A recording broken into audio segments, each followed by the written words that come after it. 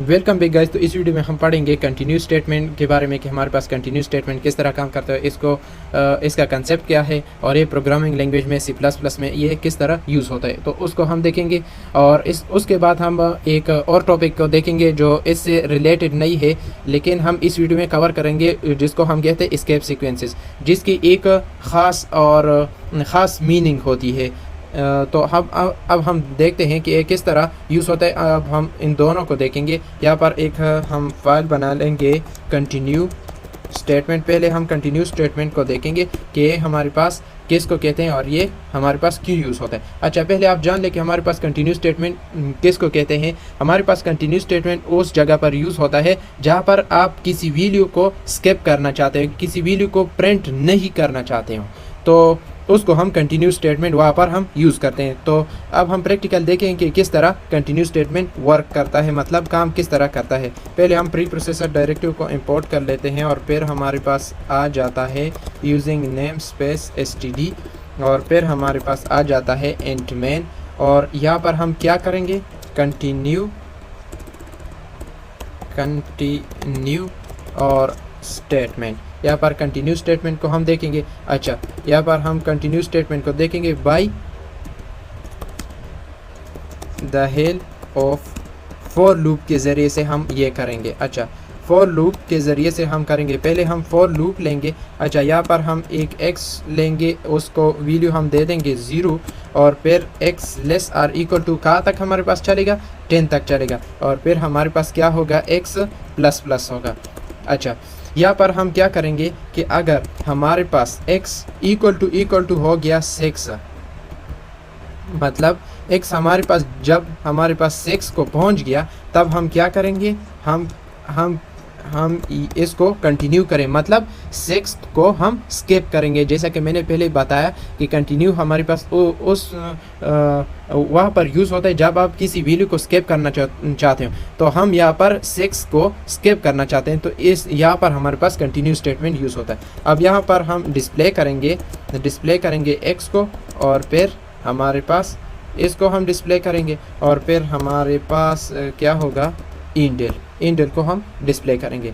अच्छा, अब हम इसकी आउटपुट की तरफ आते हैं कि हमारे पास इसका आउटपुट क्या आता है। अब हम इसको रन कर लेते हैं।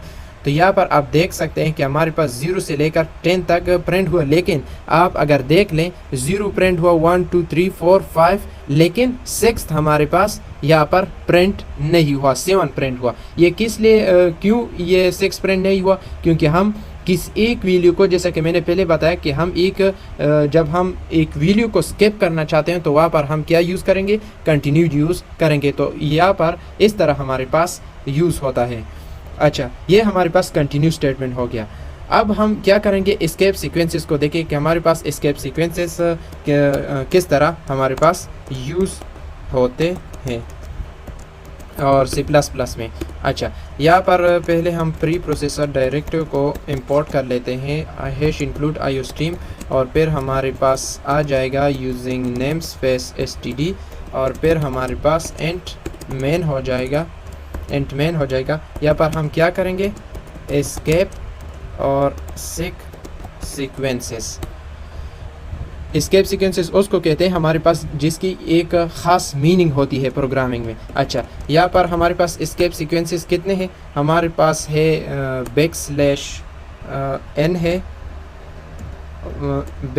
\n है, \t है, हमारे पास है v है, और हमारे पास \, है, सिंगल कोट है, और \डबल कोट है। तो अब हम इन को देखेंगे कि हमारे पास ये किस तरह यूज़ होते हैं, और अब हम इसको देखते हैं। अच्छा, यहाँ पर पहले हम एक मैसेज डिस्प्ले करेंगे, एस्केप सीक्वेंसेस। अच्छा, एस्केप सीक्वेंसेस के नाम से मैं एक मैसेज डिस्प्ले करता हूँ। अच्छा, अब हम यहाँ पर करेंगे cout, और यहाँ पर हम क्या करेंगे कि हमारे पास पहले हम \n को देखेंगे। अच्छा, यहाँ पर मैं कमेंट में देता हूँ कि ये हमारे पास जो यूज़ होता है बैकस्लैश जो ये है हमारे पास, इसको हम बैकस्लैश कहते हैं, \n को हम यूज़ करेंगे। अच्छा, यहाँ पर अगर ये लगाएं तो हमारे पास एरर नहीं देगा। अच्छा, बैक स्लैश एन को हम यूज़ करें। ये बैक स्लैश एन हमारे पास किस लिए यूज़ होता है? ये हमारे पास न्यू लाइन के लिए यूज़ है। जब हम एक वीडियो को न्यू लाइन में लेकर जाते हैं तो उसके लिए हम क्या यूज़ करते हैं? Back slash n. ये हमारे पास स्लैश है, लेकिन इसका उल्टा जो है हमारे पास, इसको हम कहते हैं बैक स्लैश। अच्छा, अब हम ये किस तरह काम करते हैं आप देख लें कि ये हमारे पास किस तरह काम करता है। अच्छा, यहाँ पर हम एक आउटपुट देते हैं। फॉर एग्ज़ाम्पल हम देते हैं हेलो, और फिर हम देते हैं बैक स्लैश एन, और फिर हम देते हैं वर्ल्ड, इसको देते हैं, और फिर मैं इंडेल कर लेता हूँ और आप यहाँ पर देख लें कि इसका हमारे पास आउटपुट किस तरह आता है। अच्छा, आप यहाँ पर देख सकते हैं, यहाँ पर मैं थोड़ा सा ये जो स्पेस है हटा देता हूँ और दोबारा रन कर लेता हूँ। आप देख सकते हैं कि हेलो हमारे पास एक लाइन में प्रिंट हुआ, और वर्ल्ड से पहले हमने बैक स्लैश एन लगाया है, जो कि मैंने पहले बताया कि ये नेक्स्ट लाइन में चला जाता है, तो हमारे पास वर्ल्ड नेक्स्ट लाइन में आ गया। अच्छा, अब हम क्या करेंगे? दूसरे को हम देख लेते हैं कि हमारे पास बैक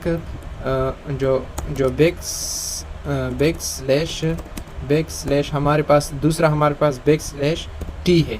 तो ये हमारे पास टैब के लिए यूज़ होता है। टैब के लिए जब हम स्पेस देना चाहते हैं, सेम लाइन में स्पेस देना चाहते हैं, तो उसके लिए हम यूज़ करते हैं। अच्छा, यहाँ पर हाँ, मैं लगा देता हूँ फॉर एग्ज़ाम्पल हेलो लगाता हूँ, बैक स्लैश टी लगा देता हूँ, और फिर मैं लगा देता हूँ वर्ल्ड को लगा देता हूँ।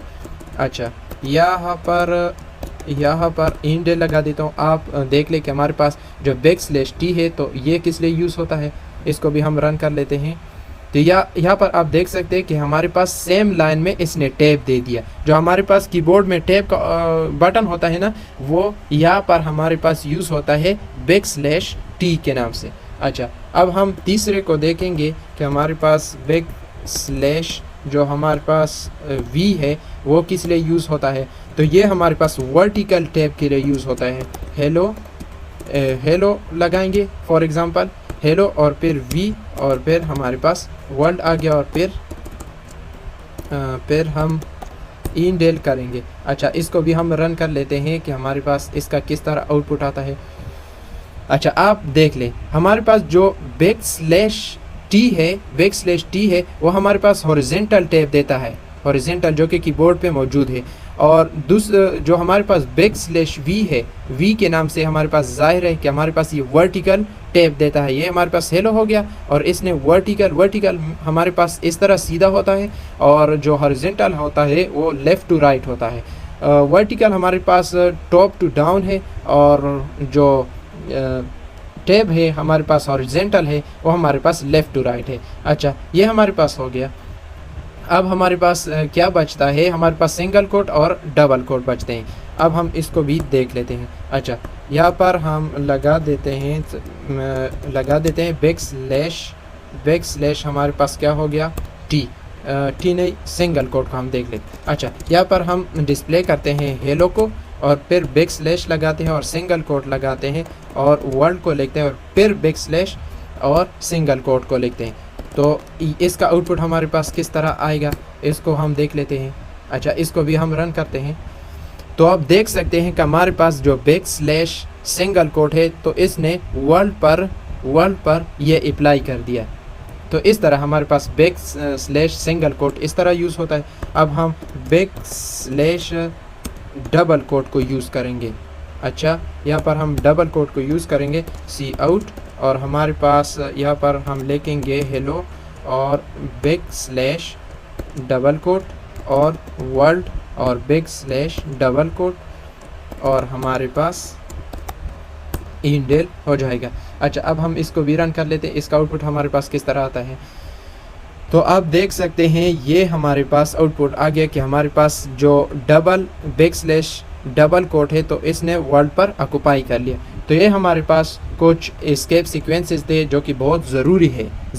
C++ प्रोग्रामिंग, हर प्रोग्रामिंग लैंग्वेज में ये होते हैं जिसकी एक ख़ास मीनिंग होती है, एक स्पेसिफिक मीनिंग होती है। तो स्लैश एन की न्यू लाइन, ये न्यू लाइन में कन्वर्ट करता है, स्लैश टी को हॉरिजॉन्टल टैब देता है, स्लैश वी को बैक स्लैश वी को ये वर्टिकल टैब देता है, और single back slash single quote इसको सिंगल कोट जो कि हम उसके बाद लगाएंगे इस पर अप्लाई करता है, और डबल कोट हमारे पास डबल जो जिस मैसेज पर हम डिस्प्ले करेंगे जैसा कि हमने यहाँ पर लगाया तो इस पर ये अप्लाई करता है। तो ये हमारे पास हो गए कि हमारे पास कंटिन्यू स्टेटमेंट हम किस लिए यूज़ करते हैं और किस तरह यूज़ करते हैं। आप लोगों ने देख लिया कि हमारे पास प्रैक्टिकल उसका आउटपुट किस तरह आया, और हमारे पास एस्केप सीक्वेंसेस किस तरह यूज़ होते हैं और इसका क्या मतलब होता है, और प्रोग्रामिंग में ख़ास तौर पर हमारे पास C++ प्रोग्रामिंग में ये किस तरह यूज़ होते हैं तो हमने देख लिया, प्रैक्टिकल भी देख लिया, और ये किस तरह यूज़ होते हैं तो हमने ये देख लिया। तो आज के लिए इतना ही, थैंक यू, मिलते हैं नेक्स्ट वीडियो में।